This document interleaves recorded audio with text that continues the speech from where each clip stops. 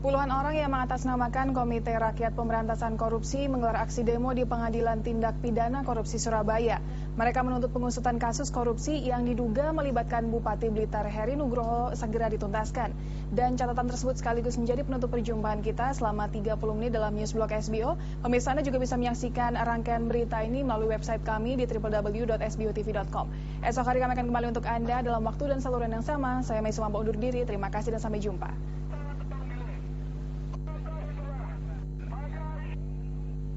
Aksi demonstrasi ini menuntut para hakim pengadilan tipikor Surabaya segera memanggil Bupati Blitar terkait kasus korupsi adjudikasi. Bupati Blitar Heri Nugroho diduga terlibat dalam kasus adjudikasi atau program sertifikasi tanah dari pemerintah dengan memungut biaya ratusan ribu rupiah untuk setiap sertifikat tanah yang dikeluarkan Badan Pertahanan Nasional setempat. Padahal program ini merupakan program nasional resmi dari pemerintah pusat dengan bantuan pendanaan dari Bank Dunia.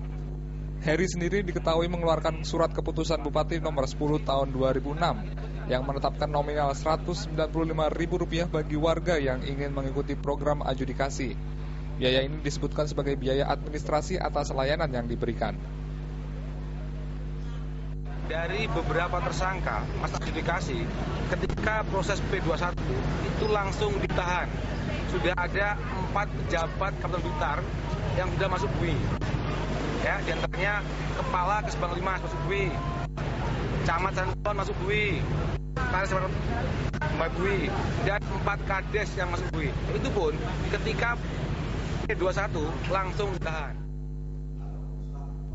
Sampai saat ini sudah 4 orang camat dan 4 kepala desa yang divonis bersalah dan menghuni sel tahanan tipikor karena menerima dana dari para warga.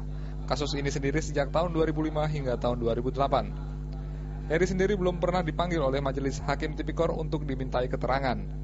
Salah satu kepala desa yang turut terseret dalam kasus korupsi ini adalah Muharyanto, Kepala Desa Selo Kurung, Kabupaten Blitar yang divonis hukuman 4 tahun penjara dan denda 400 juta rupiah karena terlibat dalam penerimaan dan penyaluran dana milik warga.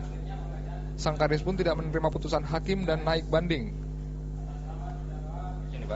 Saya akan menyatakan saya akan banding karena masalah ini, putusan ini sangat menzalimi bahwa kepala desa itu menurut Undang-Undang 17 tahun 2003 ini tidak punya otoritas mengelola, tidak menerima kekuasaan pengelolaan keuangan negara. Selain diduga melibatkan bupati, kasus adjudikasi ini sendiri juga menyeret anggota Komisi A DPRD Kabupaten Blitar, Edi Muklison. Program adjudikasi ini berlangsung di 11 desa pada 4 kecamatan dengan total sertifikat yang ikut dalam program ini sebanyak 30.000 sertifikat.